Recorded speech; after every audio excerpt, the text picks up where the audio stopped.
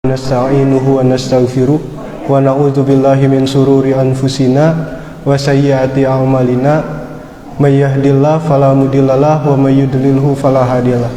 Asyhadu an la ilaha illallah wa asyhadu anna Muhammadan abduhu wa rasuluh alladzi la nabiyya ba'da amma ba'd. Alhamdulillah, dalam kesempatan kali ini kita dapat berkumpul kembali dalam kegiatan rutin, yaitu Ahad ngaji haji. Alhamdulillah, dengan kesempatan kali ini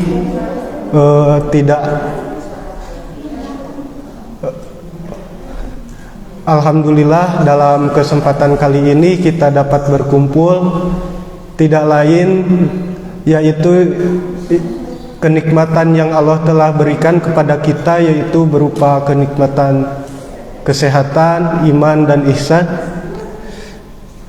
Insya Allah yang akan mengisi kajian minggu sekarang yaitu Ustadz Reksi Abdullah. Sebelum itu saya membacakan dulu rangkaian acara. Yang pertama, pembukaan. Alhamdulillah telah saya buka. Yang kedua, tadarus Al-Quran yang insya Allah dipimpin oleh Saudara Hermawan. Yang ketiga, materi oleh Ustadz Reksi Abdullah. Yang terakhir yaitu penutupan. Untuk mempersingkat waktu, kita berlanjut kepada acara selanjutnya, yaitu bertadarus Al-Quran yang akan dipimpin oleh Saudara Hermawan.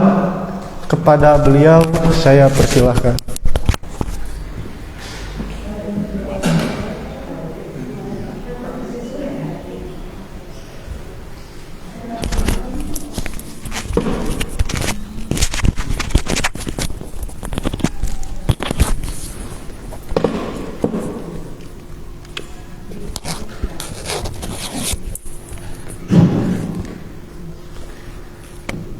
Ibu tos dugi sampai Quran surat mana Ibu?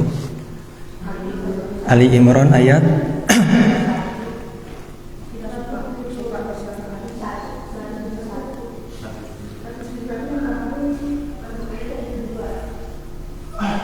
(171) Ibu.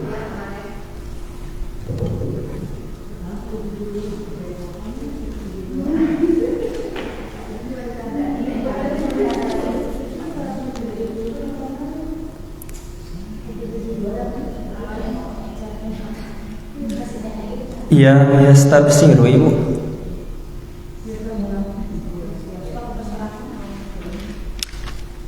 Di sini tanda nama ada di 177 Ibu.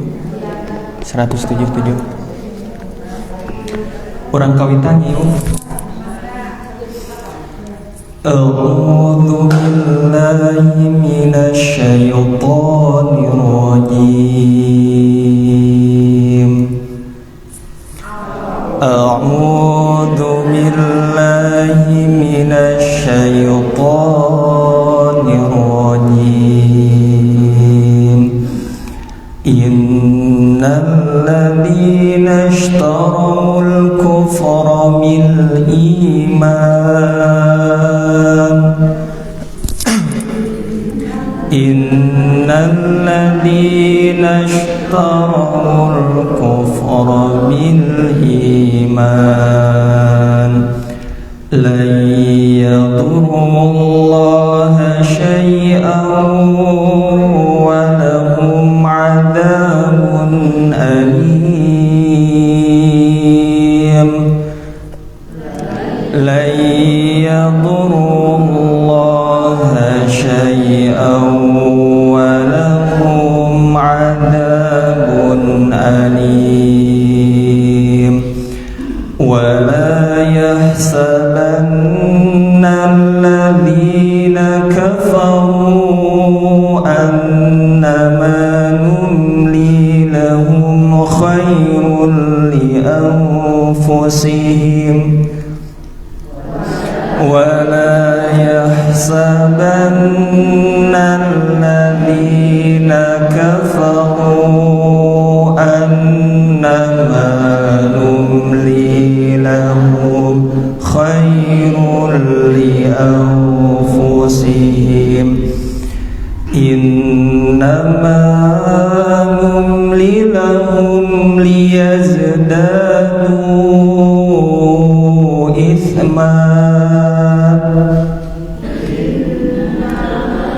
نملي لهم ليزدادوا إثما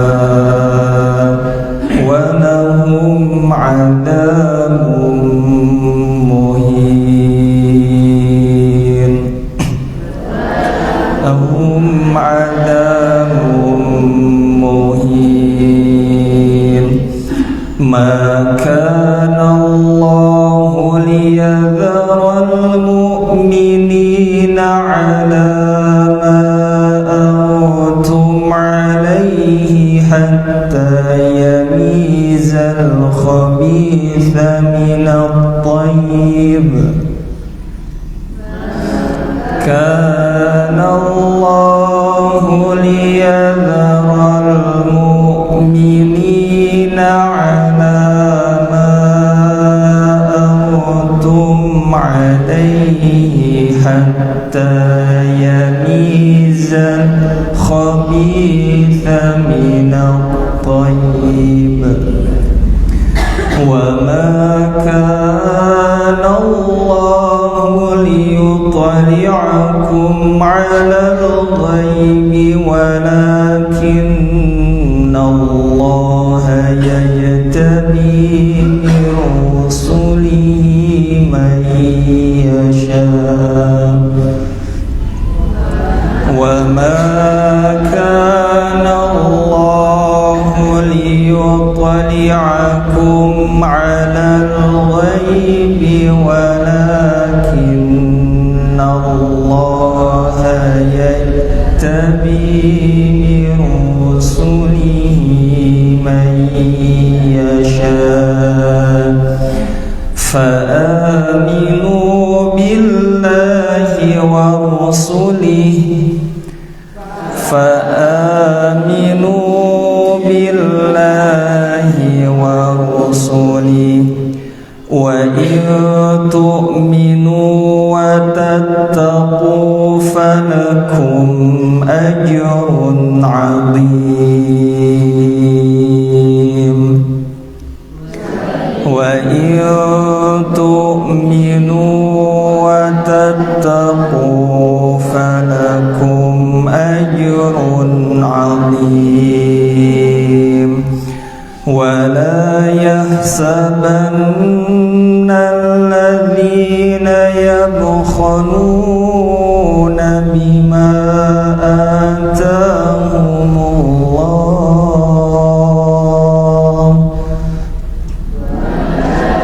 يحسبن الذين يبخلون بما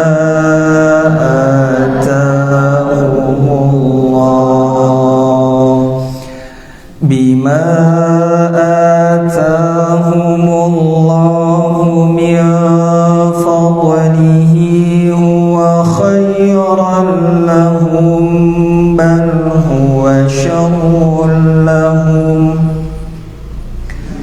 بما آتاهم الله من فضله هو خيرا لهم بل هو شر لهم سيطوقون ما بخلوا به يوم القيامة سيطوقون ما بخلوا به يوم القيامة ولله ميراث السماوات والأرض لله ميراث السماوات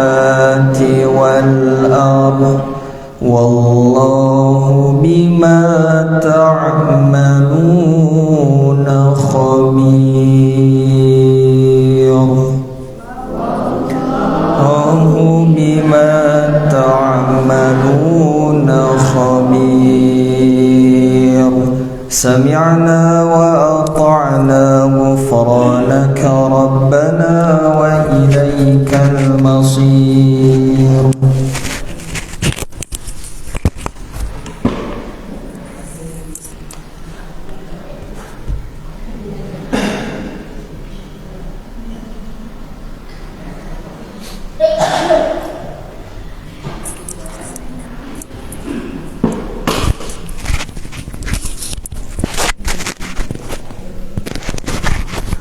Alhamdulillahirrabbilalamin. Mudah-mudahan apa yang kita baca, dengar, insya Allah menjadi kebaikan bagi kita semua. Untuk selanjutnya kepada acara inti, yaitu materi yang akan disampaikan oleh Al-Ustadz. Kepada beliau, waktu dan tempat dipersilahkan.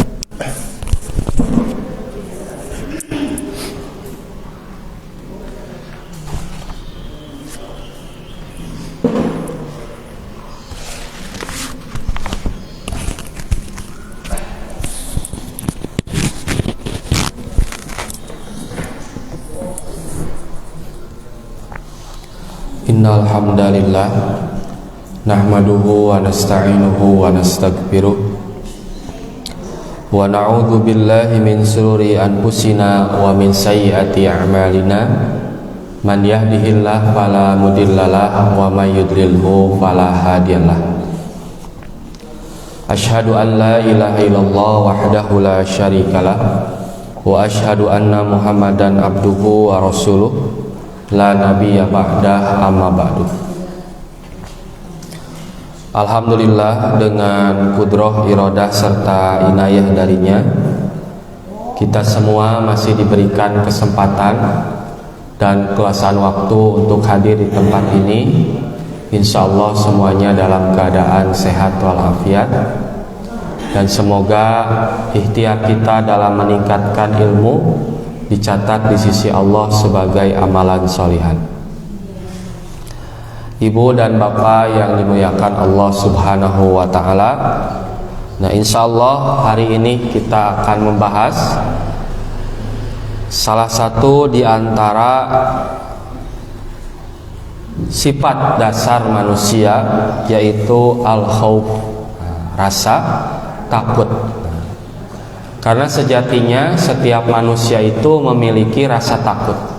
Tinggal bagaimana takut itu menjadi peluang surga ataukah menjadi celah neraka. Tinggal kita bagaimana menyikapi al-khauf atau rasa takut itu. Nah, para ulama mendefinisikan bahwa al-khauf adalah tawaqqu'u makruhin, yaitu khawatir menimpanya an amaratin madnunatin, apa yang tidak disukai dari tanda-tanda yang dapat diduga atau diketahui. Jadi al-khauf itu rasa takut yang sudah diketahui apa akibatnya. Gitu. Jadi sudah tahu apa akibat dari sesuatu ini. Semisal ada orang yang takut mati karena sudah tahu ada tanda-tandanya. Misalkan sudah tua, sok sanaos, yang muda juga ya meninggal. Maksudnya sudah tua, sakit-sakitan, ada perasaan takut mati. Nah, itu al-khauf. Atau seperti orang yang takut rugi karena sudah ada tanda-tandanya. Buka toko dari jam 7 sampai jam 5 sore, nah, tidak ada satupun yang datang. Yang ada malah wawancara. Bu, ini berapa harganya? Balik deui, tuh loh wawancara gitu. Tidak beli. Nah, ini takut rugi. Nah, ini al-khauf. Jadi takut akan sesuatu yang sudah diketahui akibat.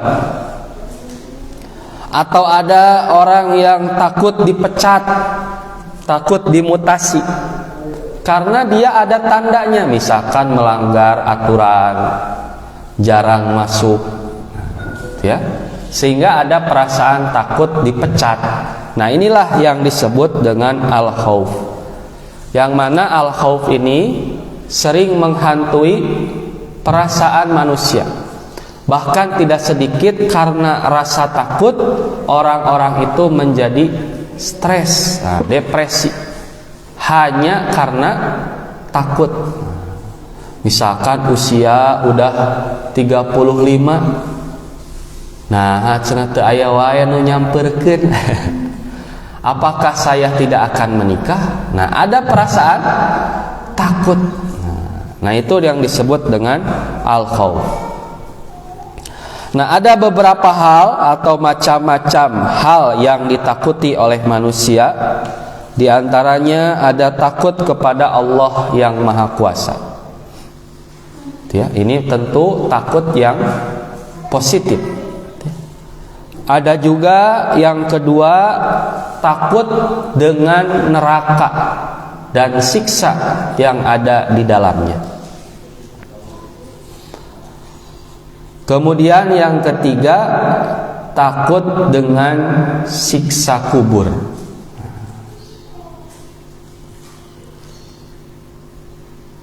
Kemudian yang keempat, takut positif itu adalah takut dengan murka Allah Subhanahu wa ta'ala. Nah, jadi selain takut dalam hal-hal yang bersifat duniawi, maka ada hal-hal takut itu yang bersifat positif.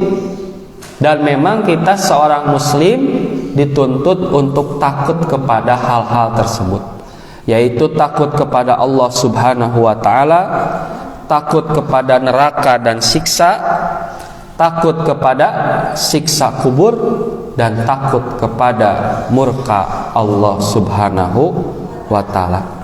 Adapun takut-takut dalam urusan dunia, nah, banyak sekali, ya. Seperti petani takut gagal panen, seperti caleg takut tidak terpilih, hanas tos nyumbang karpet ke masjid, bawa deui cenah. Nah, karena tidak terpilih. Leuheung karpetnya, Bu, ieu semen. Akhirnya dibongkar, tentunya. Atau para gadis takut atau ya ketakutan tidak akan mendapat jodohnya. Atau para suami, para istri takut pasangannya selingkuh. Nah, itu ya. Dan yang sudah menikah pun takut tidak punya anak. Nah, jadi banyak sekali ketakutan-ketakutan dunia. Jadi jomblo itu takut tingkat 1. Nah, nanti udah nikah ada takut lagi, takut tidak punya anak. Sudah punya anak masih ada takut, ini anak batur mah anak tetos lumpatnya yuswa 2 tahun iya ngahulang keneh takut deui wae. Sudah lompat takut masih ada, apakah terbiayai pendidikannya nanti atau tidak? Engke kuliahna di mana? Padahal budak teh keur 5 tahun keneh gitunya. Kuliahna di mana cenah kitu. Nikahna jeung saha? Wah, sudah ada perasaan-perasaan takut di kepala kita. Nah, itu diantara rasa takut pada urusan-urusan dunia. Nah, maka sejatinya ibu dan bapak yang dimuliakan Allah Subhanahu wa ta'ala, rasa takut itu bisa berdampak positif, juga bisa berdampak negatif. Berdampak positif manakala rasa takut itu dijadikan sumber energi, dijadikan langkah pertama untuk melakukan perubahan. Seperti antum takut nanti setelah dari Ibnu Hajar ini mau apa? Nah, maka antum mempersiapkan. Misalkan antum jadi ahli nahwu shorof, sehingga di daerah antum yang mau belajar nahwu shorof pasti datang ke antum. dan akan dicari. Jadi nyamperkeun sanes menawarkan. Atau seperti kita takut terlambat, maka kita akan bangun lebih awal, akan bersiap lebih awal, gitu ya. Begitupun kita takut sakit, maka kita mempersiapkan diri dengan banyak makan makanan yang baik. Nah, masako, bumbu atom, micin teh, keluarkeun gula oge kunaon stevia. Nah, teh garamnya garam Himalaya. Lain alim teu sehat teh. Mahal. Gitu nya Bu. Awis gitu. Lain alim teu sehat teh. Madu oge sanes madu rasa, madu TJ nya Bu. Wah, madu murni. Odeng gitu nya. Yang harganya jauh sekali gitu. Nah, artinya rasa takut ini bisa menjadi hal yang positif manakala disikapi dengan baik. Nah, artinya takut miskin. Nah, berarti ya mempersiapkan diri bagaimana cara mengelola harta. Begitupun bisa jadi hal-hal yang ada sekarang itu berawal dari rasa takut. Orang takut hujan, maka terciptalah payung, jas hujan, dari yang termahal sampai yang termurah. Ada orang yang takut sakit, maka terciptalah yang namanya obat-obatan. Nah, gitu ya. Tetapi rasa takut ini bisa menjadi peluang dosa dan menjadi dampak buruk bagi kita. Ada orang yang mendaftar menjadi PNS karena takut ditolak, akhirnya dia menyuap. Nah, ya. Menyuap sekian puluh juta, padahal itu juga oknum. Nah, ya, tidak masuk malah rugi. Kemudian ada orang yang takut ditolak oleh pasangannya, maka dukun bertindak. Nah, padahal dukun sudah dibongkar ya sama pesulap merah. Artinya masih banyak gitunya praktek-praktek orang yang karena ketakutan maka dia mendatangi atau berbuat dosa. Takut miskin, dia datang ke orang pintar gitu ya, yang bisa menggandakan uang.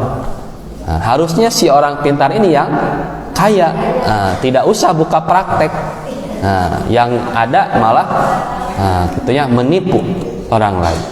Makanya dukun itu kalau tidak, mohon maaf, tidak cabul, yaitu penipuan. Jadi kalau tidak urusan uang atau harta, maka urusan wanita gitu. Nah, jangan sampai rasa takut ini malah menjadikan kita berbuat dosa. Takut hari ini tidak makan, akhirnya berani mengambil hak orang lain, gitu ya, dan lain sebagainya. Nah, maka hadirin ikhwatu iman rahimakumullah, tadi sudah disinggung mengenai ada sifat-sifat takut yang positif. Nah, maka diantaranya adalah takut kepada Allah Subhanahu wa ta'ala, yang mana kita sebagai muslim memang sudah wajib harus memupuk hati kita untuk takut kepada Allah Subhanahu wa ta'ala. Walaupun bisa jadi kita ini tentu tidak melihat Allah Subhanahu wa ta'ala, tapi rasa takut ini harus senantiasa dipupuk.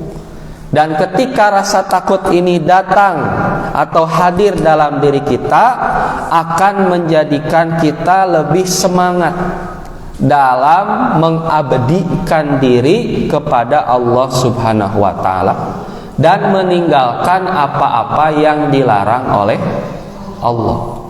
Nah, jadi selain kita mengharap rahmat kasih sayang Allah, nah kita juga harus menghadirkan rasa takut. Nah, kepada Allah Subhanahu wa Ta'ala. Sebab bagi kita orang muslim yang, mohon maaf ya, misalkan kita ini sudah lebih tinggi lah levelnya karena sering kajian gitu ya, maka bagi kita mengabdi kepada Allah itu bukan sekedar transaksional. Jadi bukan sekedar saya mengerjakan ini kemudian apa yang saya dapatkan, bukan sekedar itu. Jadi saya misalkan thalabul ilmi, apa pahalanya? Saya misalkan menginfakkan uang 100.000, oh nanti diganti 10 kali lipat gitu. Jadi 1 juta. Berarti kalau saya ingin 1 miliar berarti saya harus menginfakkan 100 juta. Nah bukan, bagi kita itu bukan sekedar itu. Itu hanyalah untuk masyarakat atau muslim awam. Jadi kamu bekerja, nah ini bayarannya. Kalau kamu melakukan dosa, ini balasannya. Nah bagi kita yang terpenting itu adalah rahmat atau kasih sayang Allah. Sebagaimana Nabi nyatakan bahwa orang-orang itu masuk surga bukan karena amal, tapi karena kasih sayang Allah. Begitupun engkau wahai Nabi, betul, aku pun masuk surga karena kasih sayang Allah.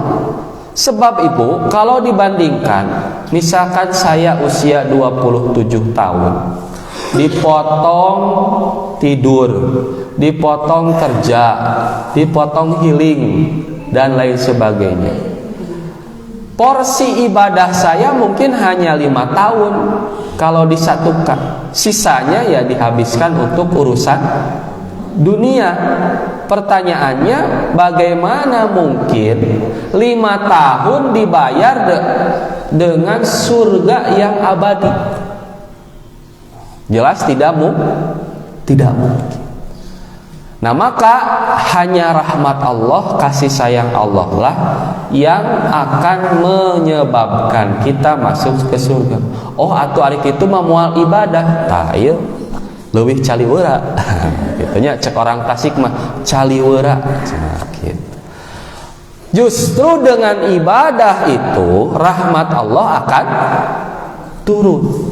Nah, gitu. Nah, di antara rahmat Allah akan turun adalah dengan adanya rasa takut kepada Allah, sehingga kita lebih meningkatkan diri dalam mengabdi, dalam menjadi hamba-Nya Allah, dan dalam meninggalkan apa yang dilarang oleh Allah Subhanahu wa Ta'ala. Sebagaimana firman Allah Subhanahu wa Ta'ala yang mengingatkan kita untuk takut itu hanya kepada Allah. Di surah At-Taubah ayat 13. Atakhshawnahum, mengapakah kamu takut kepada mereka? Fallahu ahaqqu an takhshawhu, padahal Allah lah yang berhak untuk kamu takuti. In kuntum mu'minina, jika kamu benar-benar orang beriman. Nah, dalam ayat lain di surah At-Taubah 24 lebih tegas lagi. Qul, katakanlah, in kana aba'ukum, jika bapak-bapakmu atau orang tua, wa abna'ukum, dan anak-anakmu, keturunan kita, wa ikhwanukum, dan saudara-saudaramu, wa azwajukum, dan pasangan-pasanganmu, wa ashiratukum, ya, dan harta kekayaan atau keluarga, wa amwalun, dan harta kekayaan, iktarabtumuha, wa tijaratun tahsyauna kasadaha, atau perniagaan yang kamu khawatiri kerugiannya, kemudian tempat tinggal yang kamu sukai adalah lebih kamu cintai dari Allah dan Rasulnya, wa jihadin fisabilillah, dari berjihad di jalan Allah, fatarabbasu hatta ya'tiyallahu bi amrih, maka tunggulah sampai Allah mendatangkan keputusannya. Wallahu la yahdil qaumal fasikin, dan Allah tidak memberi petunjuk kepada orang-orang yang fasik. Nah, maka ayat-ayat ini menjelaskan dan mengingatkan kepada kita bahwa jangan sampai kita takut kepada ancaman manusia. Jangan takut kepada hal-hal yang bersifat duniawi. Bila kita takut kepada rencana jahat manusia, maka sejatinya rencana itu ada yang tidak terlaksana. Sekuat apapun manusia, pasti ada batasnya. Nah, tetapi bila kita takut kepada Allah yang Maha Kuasa, Maha Gagah, dan Maha Menyelamat, maka tidak ada seorang pun yang dapat menghalangi segala rencana Allah.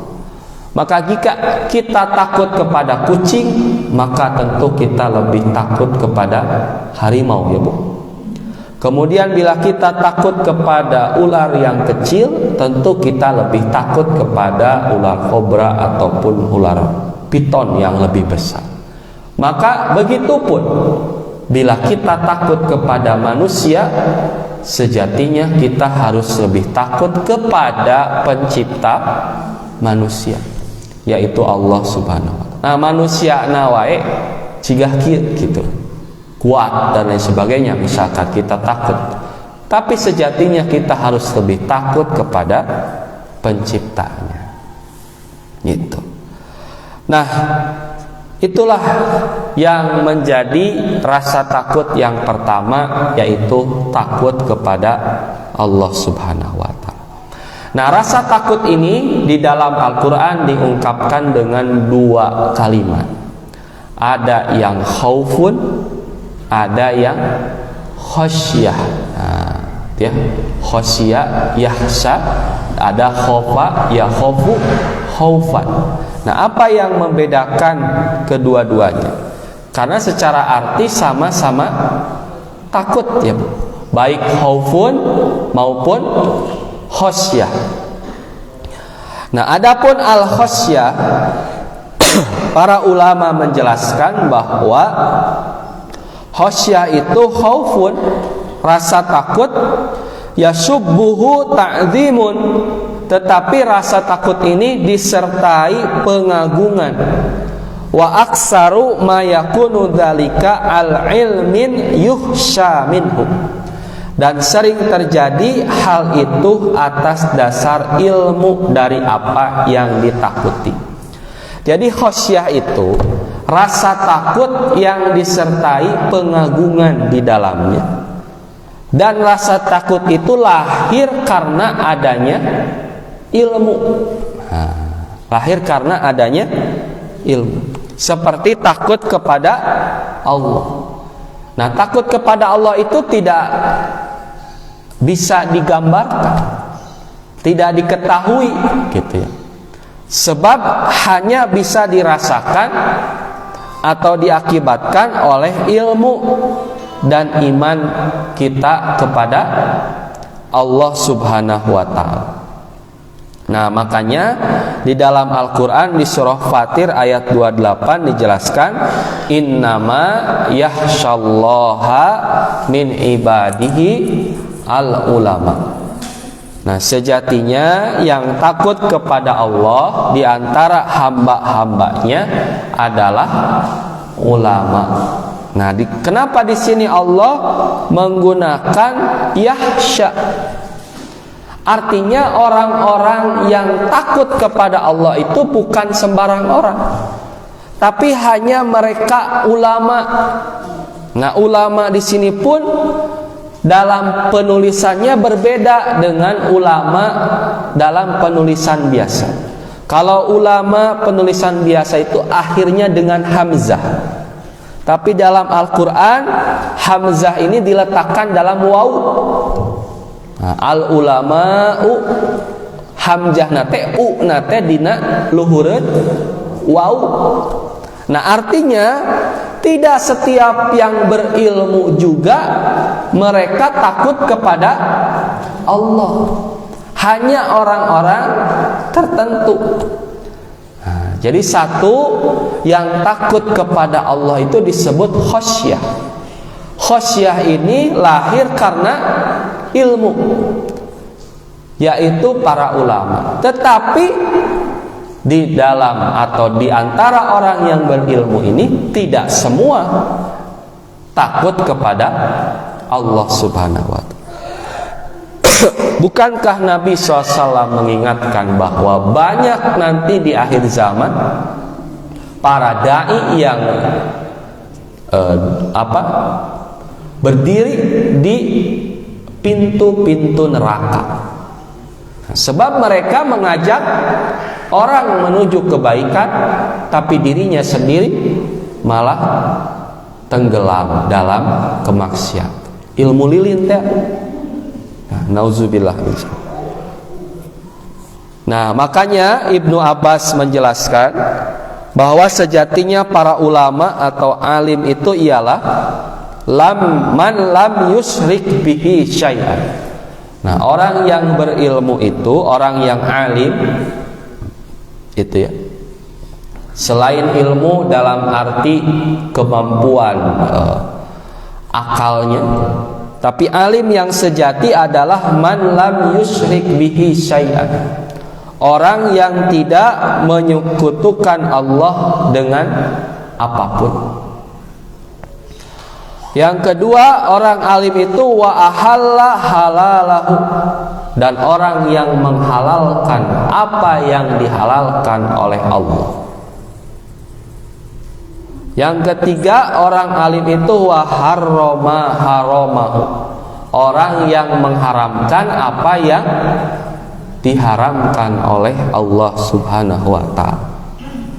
Kemudian yang keempat, wa hafidho wasiyatahu, orang alim itu adalah orang yang menjaga wasiat Allah Subhanahu wa ta'ala.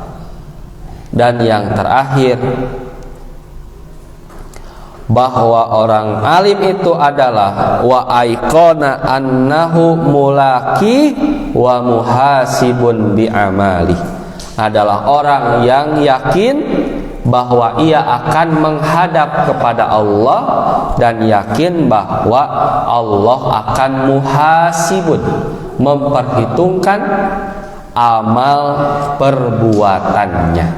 Nah, itu kriteria ulama atau alim menurut Ibnu Abbas. Jadi khosyah itu hanya hadir dari diri ahli ilmu, yaitu diantaranya mereka yang tidak musyrik kepada Allah, menghalalkan apa yang dihalalkan oleh Allah, mengharamkan apa yang diharamkan oleh Allah, menjaga wasiat-wasiat Allah, meyakini bahwa ia akan menghadap kepada Allah dan Allah akan menghitung segala amal-amalnya. Nah, sedangkan makna khaufun, nah tadi teh khaufun mah sesuatu rasa khawatir, takut pada sesuatu yang tidak disukai tetapi sudah diketahui penyebabnya. Nah, ya. Seperti itu ya, takut dengan api ya, karena sudah tahu bahwa api itu panas, gitu ya. Jadi takut kepada Allah adalah khosyah, maka harus disertai dengan ilmu. Sedangkan takut kepada binatang buas disebut khaufun, karena sudah diketahui buas dan ganasnya. Begitupun takut kepada api neraka, nah itu adalah khosyah, Ya Bu, karena sifatnya gaib. Adapun takut kepada api di dunia, maka itu adalah khaufun. Nah, karena sudah diketahui bagaimana panasnya api tersebut. Nah, maka bila takut kepada sesuatu atau khaufun, mungkin kita akan menjauhi, ya Bu. Takut kepada cucunguk misalnya, orang teh bakal lompat gitunya. Takut kepada hewan, kita akan pergi. Nah, menjauh lah gitu. Tetapi kalau khosya, takut kepada Allah, bukan kita menjauh dari Allah. Justru khosya itu harus mendekatkan diri kepada Allah Subhanahu wa ta'ala. Makanya Imam Ar-Raghib Al-Asfahani mengingatkan, la yu'addu khaifan, tidak terhitung orang yang takut kepada Allah, man lam yakun lidunubi tarikan, tetapi tidak dapat meninggalkan perbuatan dosa. Ongkosieun kitunya ka Allah teh, tapi malah melakukan dosa. Nah, maka takut kepada Allah itu bukan menjauhi, tapi justru mendekat kepada Allah Subhanahu wa ta'ala. Nah, kemudian Ibu dan Bapak yang dimuliakan Allah Subhanahu wa ta'ala, sejatinya rasa takut atau al-khauf ini merupakan ujian dari Allah Subhanahu wa ta'ala yang diberikan kepada seluruh manusia, baik dia muslim maupun tidak beriman ataupun kafir, semuanya memiliki rasa takut, gitu ya. Sebagaimana Allah berfirman di surah Al-Baqarah ayat 155 sampai 157. Wala nabluwannakum bisyai'in, dan sungguh akan kami berikan cobaan kepadamu, bisyai'in, sedikit ya, sedikit, minal khaufi, dari rasa takut, wal ju'i, kelaparan, wa naqsi minal amwal, dan kekurangan harta, wal anfus, dan jiwa, was samarot, dan buah-buahan. Tetapi Allah menegaskan wabasyiris sabirin, berilah kabar gembira kepada orang-orang yang sabar.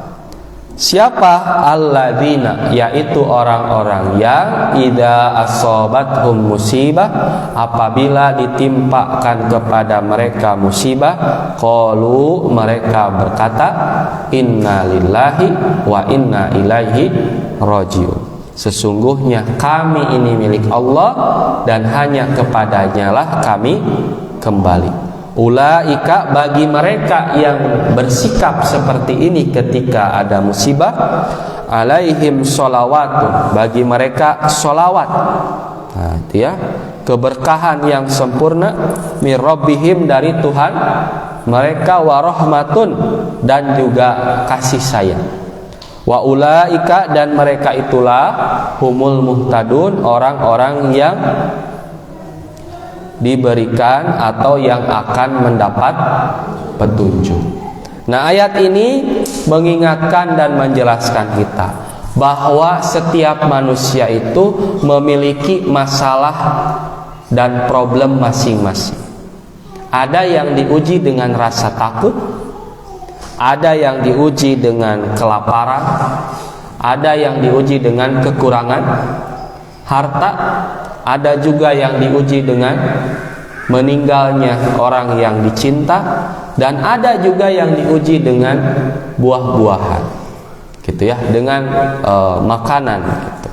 Nah, artinya setiap orang pasti mengalami hal ini, tetapi semua itu bisyai'in, hanya sedikit. Selebihnya Allah memberikan banyak kenikmatan-kenikmatan lain. Nah, maka orang yang bersabar dalam arti menahan diri tidak berbuat maksiat ketika Allah mengujinya gitu, maka Allah akan berikan kabar gembira, yaitu ketika mereka diberikan musibah mereka berkata innalillahi wa inna ilaihi rajiun. Jadi ada rasa keyakinan bahwa ini semua hanyalah milik Allah, hanya titipan, maka bila diambil kembali sudah sejatinya kita merelakannya. Nah, tetapi setelah Allah ambil, Allah berikan lagi yang lebih sempurna, yang lebih hebat, yaitu sholawat, keberkahan yang sempurna, dan juga rahmat, kasih sayang. Dan juga mereka termasuk al-muhtadun, artinya akan diberikan solusi, diberikan hidayah. Sebagaimana di ayat lain, wa may yattaqillah yaj'al lahu makhrajan. Barang siapa yang bertakwa kepada Allah, maka Allah akan memberikan makhrajan, jalan keluar, wa yarzuquhu, dan memberikan rizki kepadanya min haitsu la yahtasib, dari jalan yang tidak disangka-sangka. Gitu ya. Jadi pasti ada solusi. Nah, itu di antara takut yang positif yang pertama, yaitu takut kepada Allah Subhanahu wa ta'ala. Kemudian yang kedua, takut yang positif yang harus kita pupuk dalam hati kita adalah takut dengan api neraka. Nah, takut dengan api neraka. Sebab api neraka adalah balasan dari perbuatan-perbuatan yang kita lakukan di masa dunia. Nah, bahkan kita berdoa kepada Allah secara khusus, Rabbana atina fid dunya hasanah wa fil akhirati hasanah wa qina azabannar. Kita diberitahu oleh Nabi, man kana fi qalbihi kalimatun la ilaha illallah dakhalal jannah, atau tidak akan masuk neraka atau akan masuk surga. Setiap orang yang di dalam hatinya walaupun ada sebiji sawi atau molekul terkecil pun kalimat la ilaha illallah, artinya masih ada keimanan, dia pasti akan masuk surga. Tetapi kita pun diberitahu bahwa dalam masuk surga ini ada yang bigori hisab, ya, masuk surga tanpa hisab. Kata Nabi, ada 70.000 umatku yang akan masuk surga tanpa hisab. Ku sahabat GCF-nya itu. Kemudian ada yang masuk hisab, masuk surga karena amal baiknya. Tapi banyak juga yang masuk surga, masuk neraka terlebih dahulu. Nah, kita berdoa di doa yang tadi, waqina azabannar. Semoga kita itu masuk surga tanpa masuk neraka terlebih dahulu. Sebab Allah mengingatkan di surah At-Tahrim ayat 6. Ya ayyuhalladzina amanu, wahai orang-orang yang beriman, ku anfusakum wa ahlikum nar. Jagalah dirimu dan keluargamu dari api neraka. Waquduhan nasu wal hijarah, yang mana bahan bakarnya adalah manusia dan juga hijarah, batu. Alaiha malaikatun giladun, bukan hanya bahan bakarnya manusia dan batu, di dalamnya ada malaikat-malaikat giladun yang kasar, syidadun yang keras, la ya'sunallaha ma amarahum yang tidak pernah mendurhakai Allah terhadap apa yang diperintahkan kepada mereka, wa yaf'aluna ma yu'marun dan mengerjakan apa yang diperintahkan kepada mereka para malaikat. Artinya walaupun disogok gitu ya, kunaon wae oge, para malaikat ini tidak akan menurunkan tensi dalam menyiksa warga-warga neraka gitu. Nah, diurangnya bisa disuap, bisa disogok, tetapi di neraka tidak bisa gitu.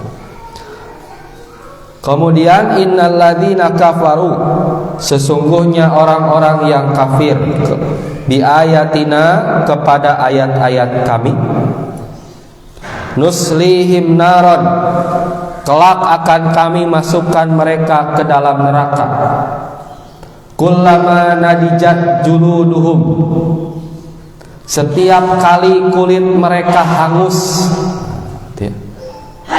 baddalnahum juludan ghairaha, kami ganti mereka dengan kulit yang lain. Dibakar sampai hangus, kemudian diganti lagi dengan kulit yang baru. Liyadzukul adzaba, supaya mereka merasakan azab. Innallaha kana azizan hakima, sesungguhnya Allah maha perkasa lagi maha bijaksana. Nah itu ya, nauzubillah, neraka itu luar biasa.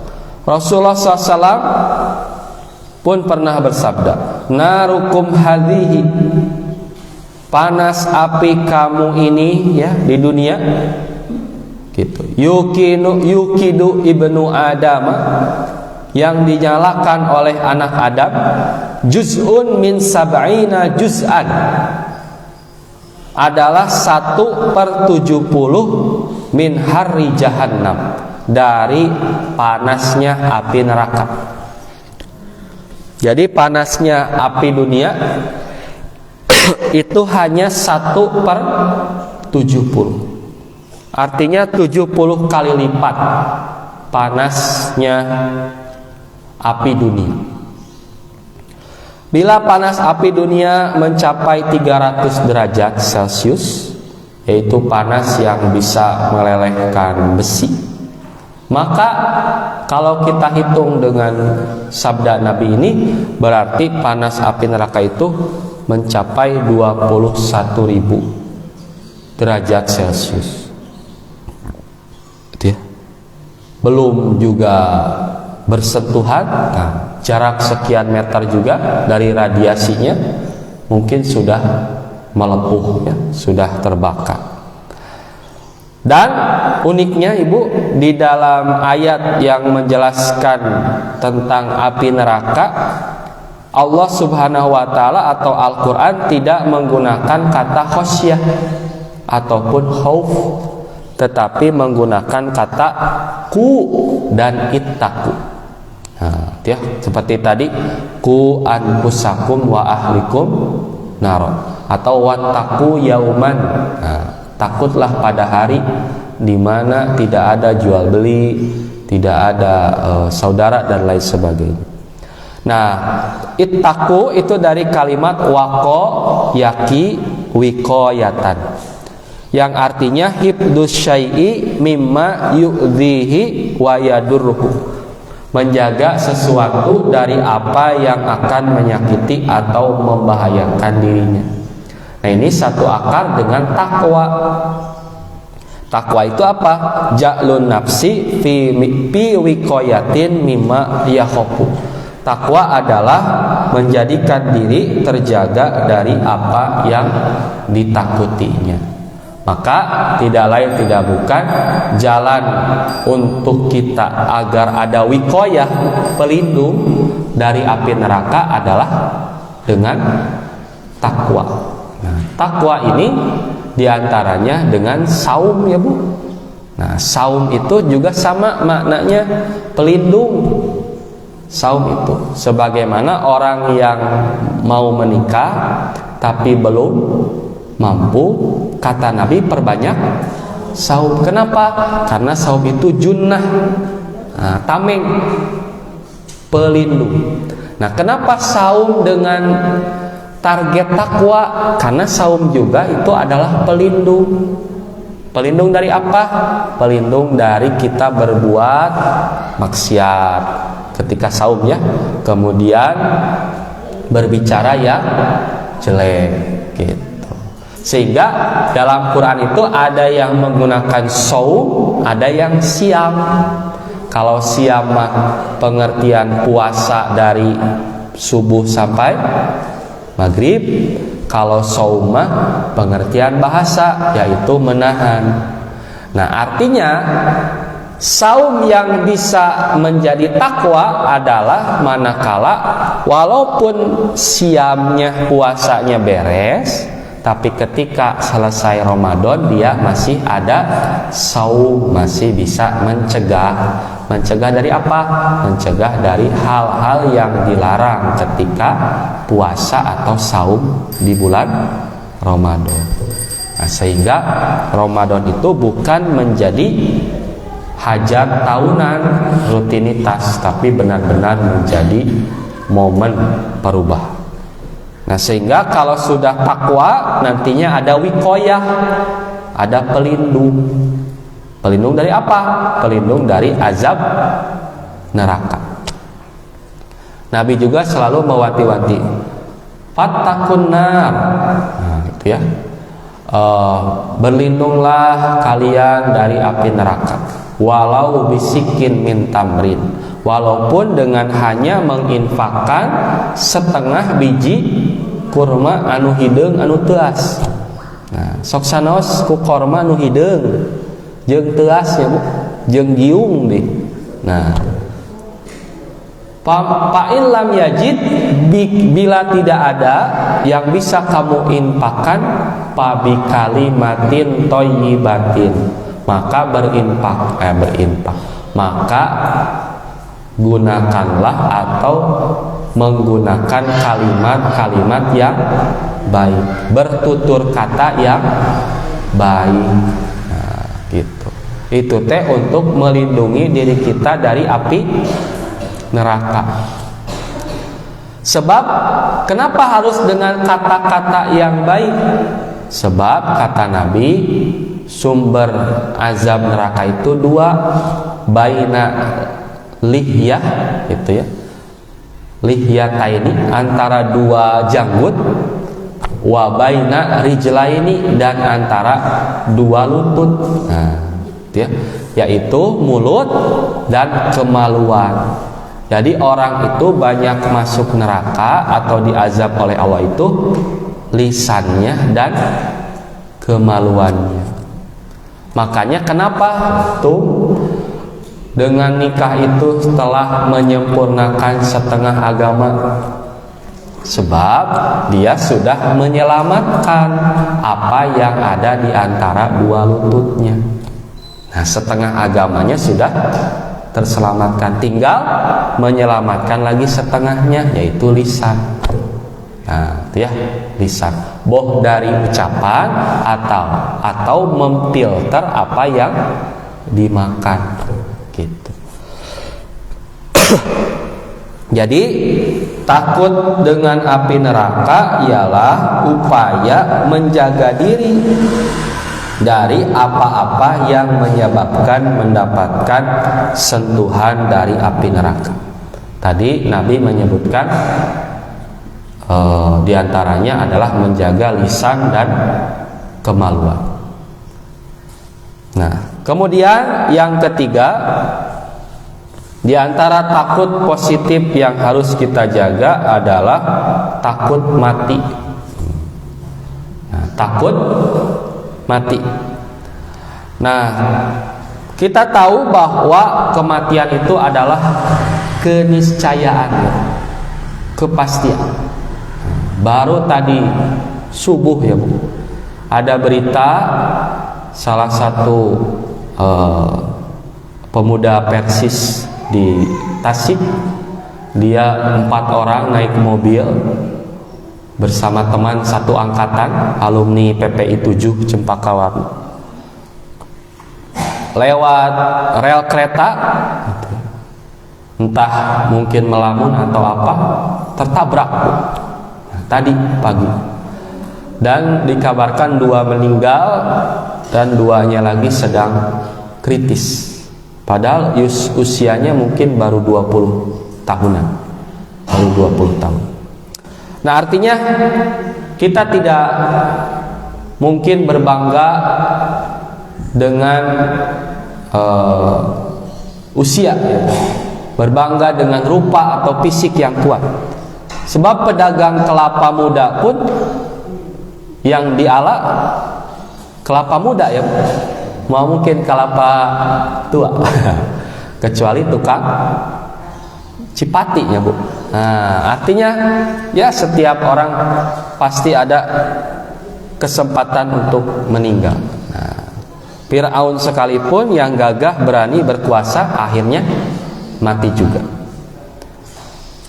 Nah, artinya belum ada resep gitu ya, ataupun obat dalam menolak tua dan mati. Nah, setiap orang pasti akan tua dan mati.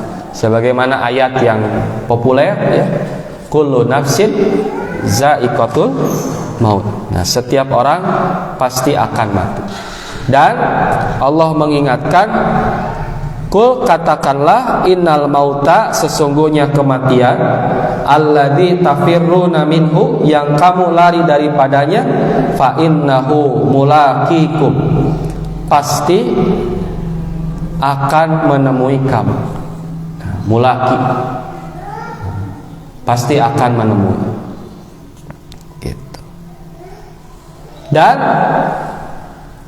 kita sejatinya harus banyak mengingat kematian. Nabi menjelaskan, aksiru zikro hadimil lada, ingatlah banyak oleh kalian pemutus kelezatan, yakni al-maut, yaitu kematian. Nah, harus ingat kematian, sebab setiap orang gitu ya, tidak tahu kapan dia akan mati.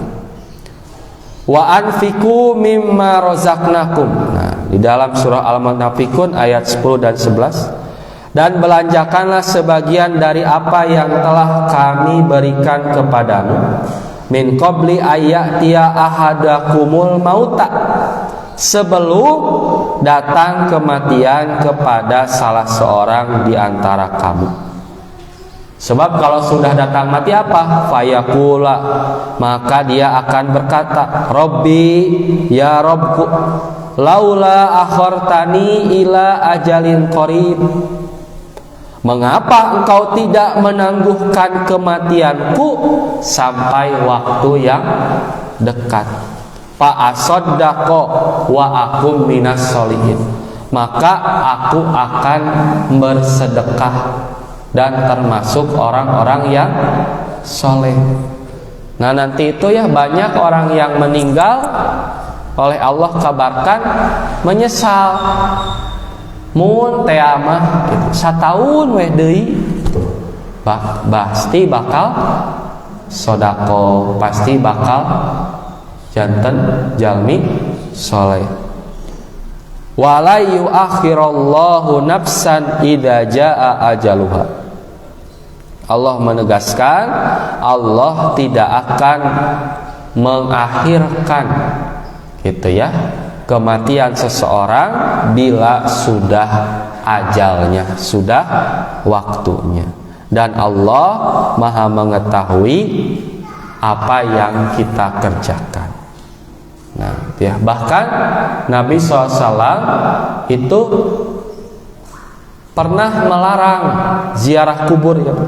Kuntu nahaitukum an ziyaratil kuburi. Aku pernah melarang kalian ziarah kubur. Fazuruha, sekarang sok berziarah. Nah, berziarah itu bukan mendatangi satu makam tertentu, kemudian beribadah di sana, bukan. Tapi berziarah itu melihat, oh ini tempat tinggal nanti kita, oh ini tempat peristirahatan terakhir kita, sehingga kita mengingat mati. Dengan mengingat mati itu kita akan mempersiapkan diri. Dan sejatinya kita itu bukan takut akan matinya ya Bu, tapi takut dengan apa yang akan terjadi setelah mati. Nah, takut mati mah kanggo saha? Nah, jalma-jalma kafir gitu. Justru kita mah bukan takut matinya. Yang harus kita takuti adalah apa yang ada setelah kematian itu. Wattaqu yauman turja'una fihi ilallah. Dan peliharalah dirimu dari azab yang terjadi pada hari di mana semua dikembalikan kepada Allah.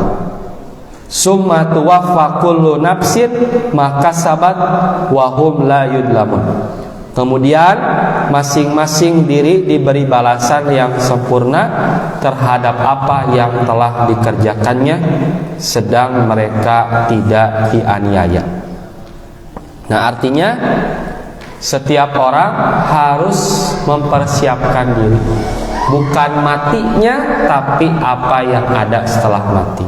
Makanya kata Nabi, al-qayyisu, orang yang cerdas, yang sempurna akalnya itu, mandana nafsahu, orang yang menghisab gitu ya, menghisab dirinya, wa amila lima ba'dal maut, dan beramal untuk yang terjadi setelah kematian. Wal ajiz, dan orang yang bodoh, yang lemah akalnya, manittaba'a nafsuhu hawaha, orang yang mengikuti hawa nafsu, wa tamanna 'alallah, dan berimajinasi, berangan-angan, engke oge da dihampura ku Allah, maksiat we heula. Jadi harapan teh naon Bu? Muda poya-poya, tua kaya raya, mati masuk surga. Oh, raosnya raos pisan. Nah, padahal itu hanya tamanni, hanya angan-angan belaka. Nah, yang terakhir Bu, nah ini rasa takut yang mesti kita waspadai. Yang tadi bisa bernilai positif, bisa negatif, yaitu takut kepada penderitaan dunia. Nah, kita tahu bahwa setiap manusia pasti akan mengalami rasa takut atau memiliki rasa takut. Nah, tetapi bagaimana kita mensikapi rasa takut ini? Maka sejatinya yang pertama adalah kita harus meyakini bahwa segala apa yang kita takutkan itu belum tentu terjadi. Dan bila pun sudah terjadi, hakikatnya itu adalah seizin Allah Subhanahu wa ta'ala.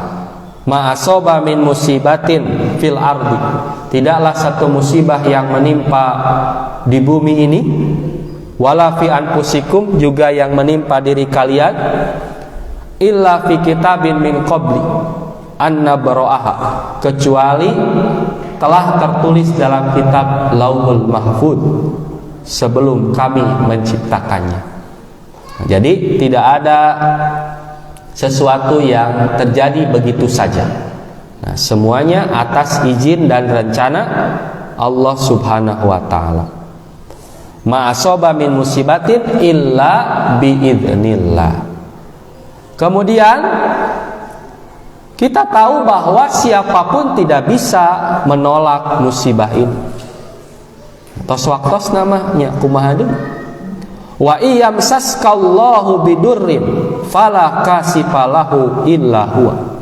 Dan jika Allah menimpakan sesuatu kemadorotan, kepadamu, maka tidak ada yang menghilangkannya melainkan Dia sendiri, hanya Allah saja. Tidak ada yang lain. Gitu. Dan tidak lain tidak bukan hanyalah bertawakal kepada Allah dalam menghadapi segala kesulitan. Wa tawakkal 'alal hayy, dan bertawakallah kepada Allah yang hidup, yang kekal, ya Bu, alladzi la yamutu, yang tidak mati, wasabbih bihamdi, dan bertasbihlah dengan memuji Allah.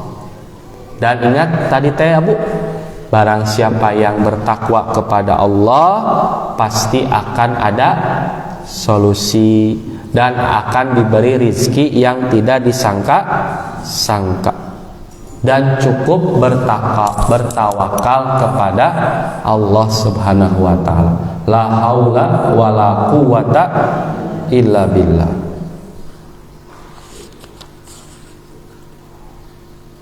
Nah, jadi kemenangan itu pasti akan diraih oleh orang-orang Islam, oleh orang-orang beriman. Kita tahu ya, dalam sirah para sahabat dulu diteror, disiksa, diusir, tapi pada akhirnya kemenanganlah yang kita dapatkan. Bila pun kita mengalami kekalahan seperti di perang Uhud, maka itu adalah pelajaran dari Allah Subhanahu wa ta'ala untuk mempersiapkan diri dalam peperangan-peperangan selanjutnya, dan memilah serta memilih mana yang benar-benar ingin berjuang dengan Nabi, mana yang mereka munafik atau musuh dalam selim. Nah, bisa jadi ujian kita yang kita hari ini terima itu untuk mengetahui sejauh mana keimanan kita, sejauh mana kesabaran kita, sejauh mana rasa syukur kita, gitu ya. Nah, maka kita tidak boleh halua dan jazua, berkeluh kesah, sebab Allah menjanjikan pahala luar biasa. Ma yusibul muslima min nasobin, tidaklah seorang muslim itu tertimpa suatu kelelahan. Capek ya mabuk, jauh-jauh misalkan ngaos, capek. Wala wasobin, ataupun satu penyakit. Wala hamin, ataupun kekhawatiran. Wala haznin, ataupun kesedihan. Wala adza, ataupun gangguan. Wala ghamin, ataupun sama gangguan, hatta syaukah, sehingga bahkan duri, yushakuha, yang menusuknya, illa kafarallahu biha min khotoyah, kecuali Allah akan menghapus dosa. Jadi lamun teh mah urang jantan kulinya tiap macul semen gitu, ngaduk semen teh gitu ya, dihapus dosa.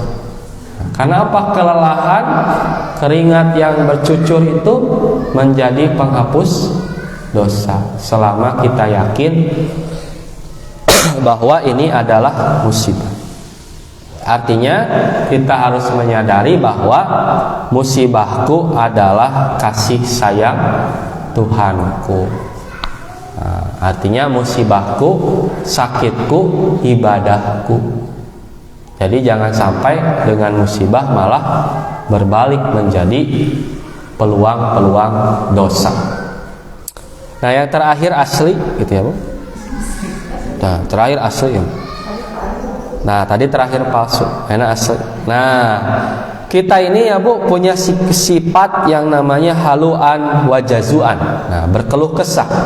Maka bagaimana kita menghilangkannya?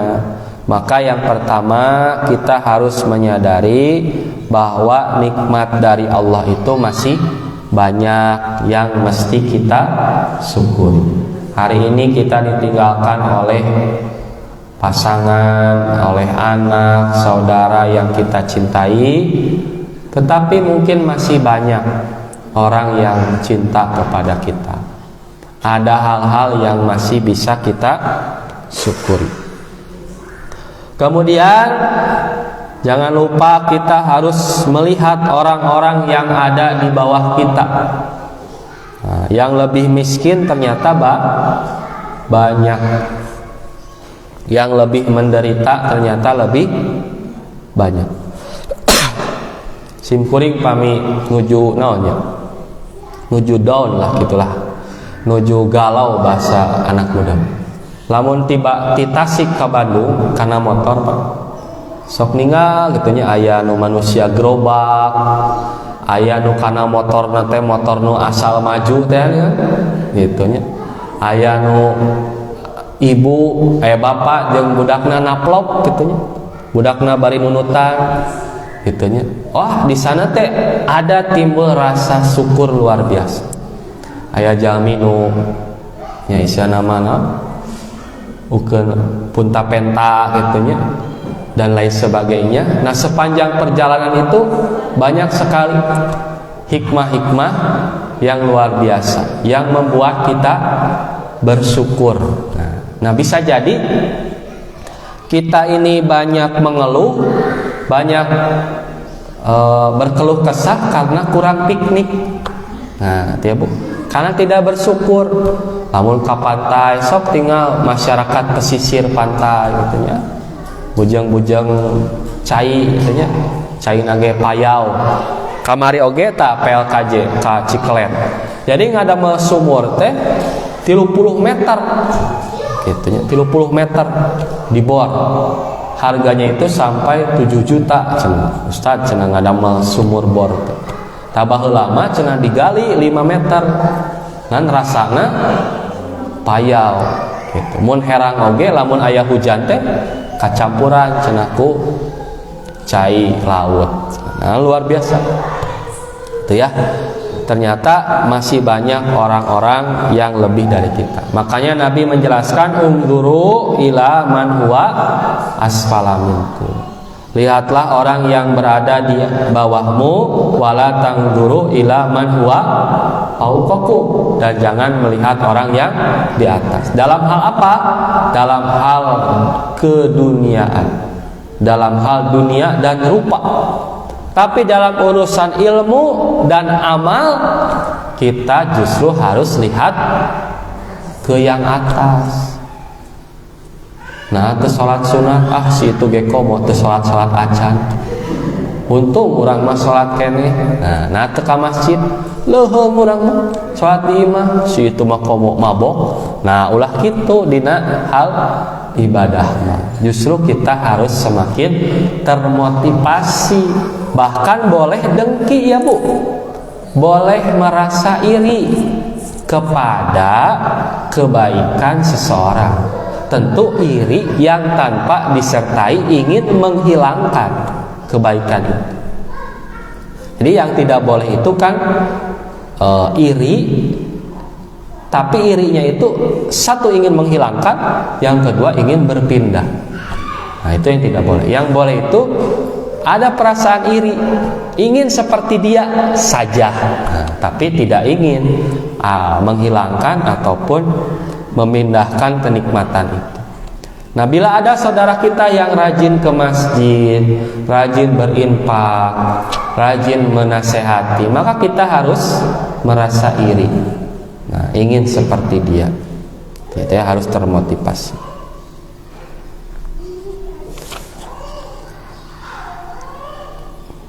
Nah, maka orang yang tidak mengeluh gitu ya terhadap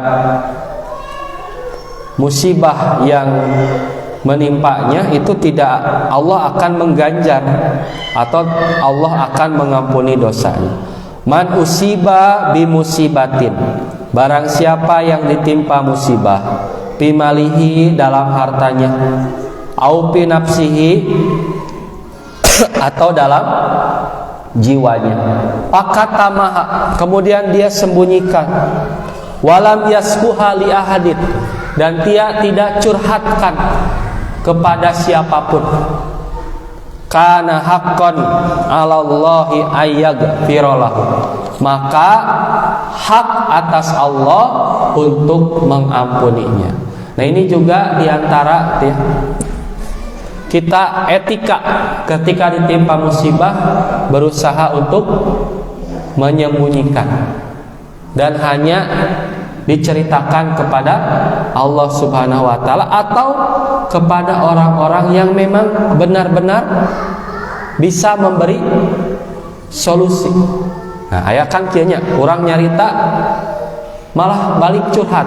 Nah, jadi lieur we duanana. Aduh cenah kamari abdi teh kieu muhun abdi oge cenah. Nu tadina ingin meminta solusi. Nah, tapi malah sama-sama lieur.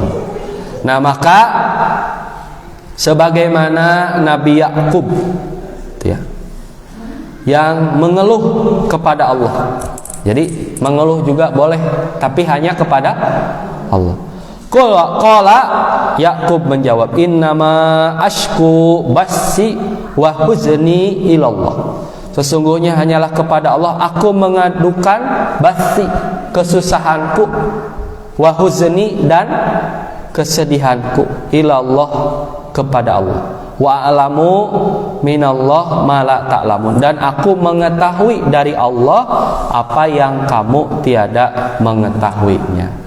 Nah, maka hadirin ikhwatul iman rahimakumullah, demikianlah cara kita menyikapi halua dan jazua yang merupakan efek dari rasa takut kita dari perkara-perkara dunia. Nah, maka semoga kita semua dapat mengelola rasa takut ini menjadi potensi atau peluang kita untuk mendapatkan rahmat Allah Subhanahu wa taala. Dan jangan sampai rasa takut ini menjadi awal kita masuk ke pintu-pintu kemaksiatan. Dan semoga rasa khasyah kita kepada Allah menjadi semakin meningkat, diwujudkan dengan ketaatan dan meninggalkan apa yang dilarang. Demikian kajian hari ini, semoga ada guna dan manfaatnya. Mohon maaf atas segala kekurangan dan terima kasih atas segala perhatiannya. Sekedar info bahwa Al-Ustaz hari ini sedang di Jakarta dalam agenda Muskernas PP Persis yang pertama di bawah kepemimpinan Kiai Haji Dr. JJ. Kita doakan semoga Muskernas ini berjalan lancar dan kemudian dilanjutkan agenda peresmian kantor PP Persis di Jakarta. Semoga apa yang direncanakan dimudahkan oleh Allah Subhanahu wa taala. Dan kita bisa bertemu kembali dengan guru kita Al-Ustaz Amin di waktu yang akan datang. Demikian akhirul kalam, Rabbana la tuzigh qulubana ba'da idh hadaitana wa hab lana min ladunka rahmah innaka antal wahhab. Aqulu qouli hadza wastaghfirullaha li wa lakum. Wassalamualaikum warahmatullahi wabarakatuh.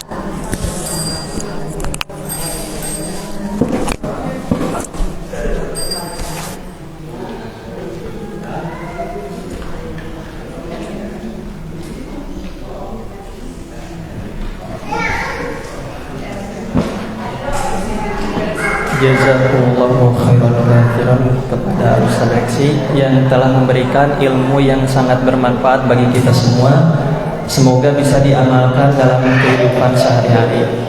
Sebelum pulang, Ibu, kita review dulu apa yang telah barusan oleh Al-Ustaz dijelaskan, yaitu tentang apa, Ibu? Tentang rasa takut. Takut dalam Al-Quran tadi sudah disebutkan ada dua, yaitu ada rasa takut khauf dan rasa takut khasyah. Kalau khauf itu seperti apa, Ibu? Jadi contohnya ya, Ibu, kalau takut singa kita mendekati atau menjauhi ya ibu, lompat. Nah, kalau kita takut kepada Allah, kita mendekati kepada Allah Subhanahu wa taala. Tapi ibu kalau takutnya ke caroge ibu, kumaha ibu? Mendekati, menjauhi ibu, kumaha tanya ibu? Nya mendekati. Sebelum acara ditutup, ada pengumuman dari Al Ustad, dari Pak Syamsu. Kepada beliau saya persilakan. Pulang ibu. Alhamdulillah, acara dari awal sampai akhir sudah selesai. Semoga ilmu yang telah tadi Ustaz diberikan kepada kita manfaat. Ditutup saja dengan doa. Allahumma inni as'aluka ilman nafi'an wa rizqan thayyiban wa amalan mutaqabbalan. Rabbana atina fid dunya hasanah wa fil akhirati hasanah wa qina adzabannar. Assalamualaikum warahmatullahi wabarakatuh.